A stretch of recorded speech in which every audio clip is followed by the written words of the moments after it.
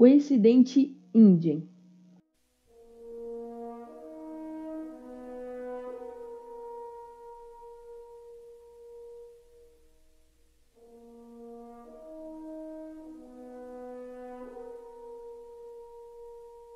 O final do século XX testemunhou uma corrida do ouro científica de proporções assombrosas. A fúria delirante e desesperada para comercializar produtos da engenharia genética.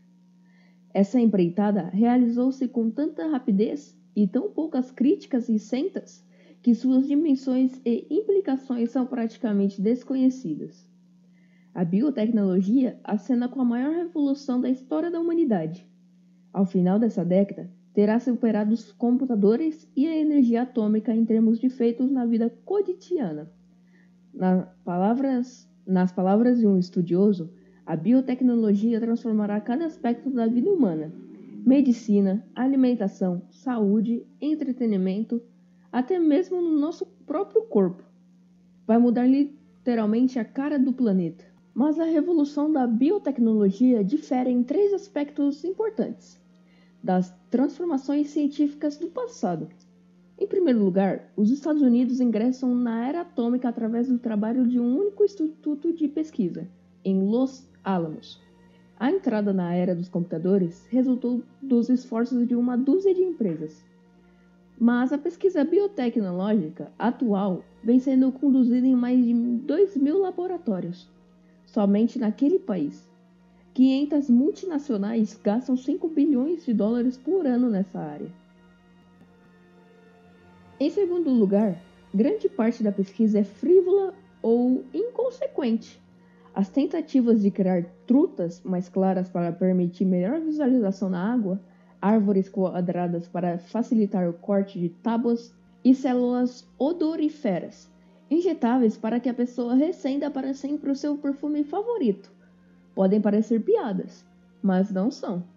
Na verdade, o fato de a biotecnologia poder ser aplicada a indústrias tradicionalmente sujeitas aos caprichos da moda, como a de cosméticos e as de diversões, aumenta a preocupação quanto ao uso de estapafúrdio dessa nova e poderosa tecnologia.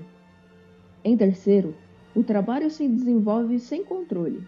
Ninguém o supervisiona. As leis federais não o regulam.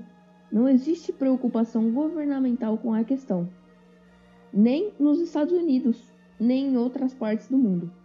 E como a aplicação da biotecnologia abrange dos remédios agropecuários, passando pela neve artificial, torna-se difícil implantar uma política coerente. O fato mais alarmante, contudo, é a falta de controle por parte dos próprios cientistas. Vale notar que quase todos dedicados à pesquisa genética estão envolvidos com o comércio da biotecnologia. Não há observadores neutros. Todo mundo tem algum interesse. A comercialização da biologia molecular é o caso ético mais assombroso da história da ciência, e ocorreu com assustadora velocidade.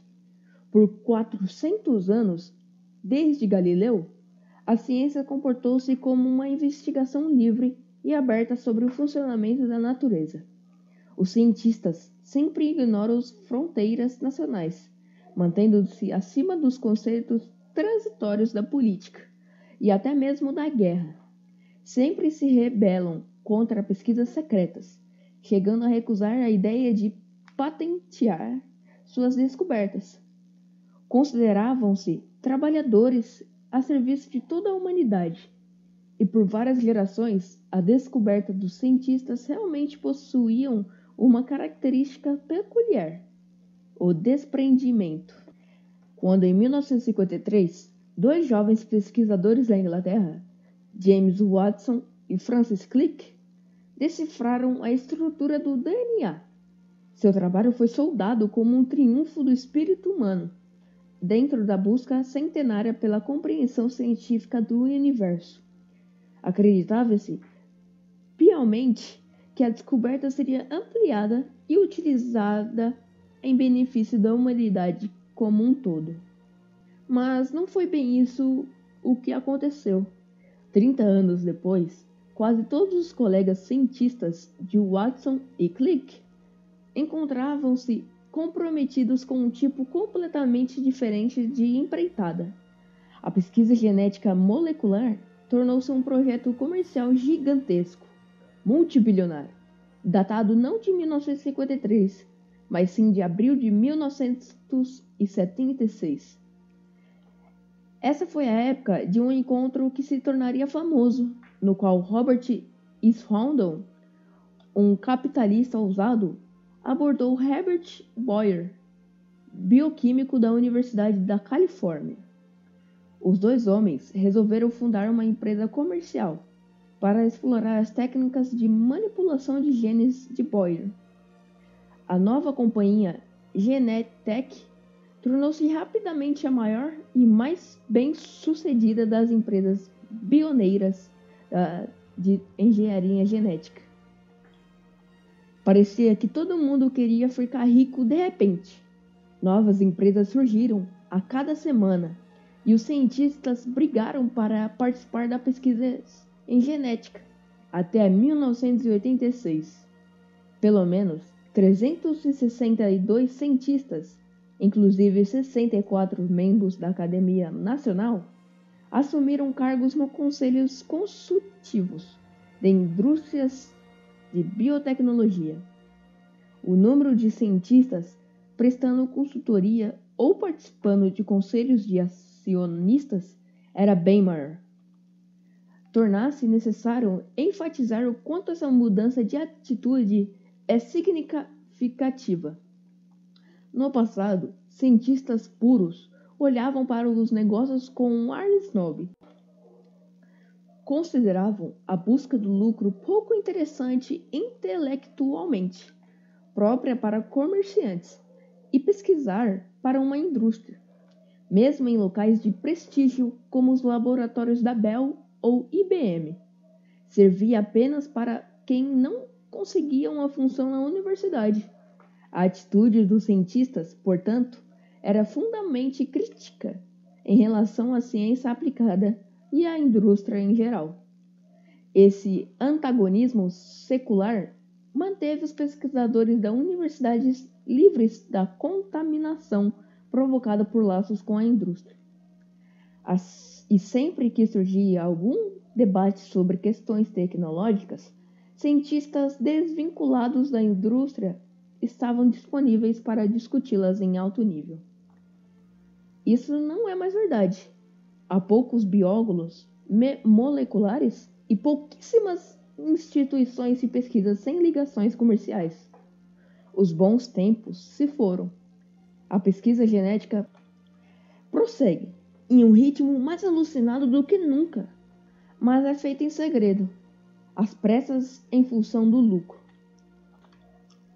Dentro desse ambiente comercial, talvez seja inevitável o surgimento de uma empresa ambiciosa como a INGEN, International Genetic Technologies, INSE, de Palo Alto. Pouco surpreende também que a crise genética por ela criada não tenha sido divulgada. Afinal de contas, a pesquisa da INGEN realizou em segredo. O incidente, propriamente dito, ocorreu em uma das áreas mais remotas da América Central. E menos de 20 pessoas o testemunharam. Deste o total, apenas um pequeno grupo sobreviveu. Mesmo no final, quando a International Genetic Technologies baseou-se no pedido no capítulo 11 da Lei de Falência, dando entrada no Tribunal Federal de Falências em São Francisco, no dia 5 de outubro de 1989, os editais quase não chamaram a atenção da empresa. Pareciam tão corriqueiros. A INGEN era a terceira pequena empresa norte-americana de bioengenharia a fechar naquele ano, e a sétima desde 1986. Poucos documentos do processo vieram a público. Uma vez, os credores pertenciam a um consórcio japonês, formado por companhias como Hamaguri e Densaka, que tradicionalmente evitavam a publicidade para impedir revelações desnecessárias. Daniel Ross, da Cohen, Cyan e Ross, advogado da Indian, também representou os investigadores japoneses, e a petição de um tanto inusitada do vice-consul da Costa Rica foi transmitida a portas fechadas. Sendo assim, não espanta que no prazo de um mês, os problemas da Indian tinham sido discretas e cordialmente resolvidos. Os envolvidos no acordo, inclusive os eminentes conselheiros da Junta de Consultores Científicos, assinaram um termo comprometendo-se a manter total sigilo sobre os fatos. E nenhum deles se dispõe a falar sobre o que aconteceu. Contudo, muitos dos principais protagonistas do incidente Indian não assinaram o termo e aceitaram discutir os notáveis episódios que desembocaram nos 2 dias cruciais em agosto de 1989, em uma ilha remota no litoral oeste da Costa Rica.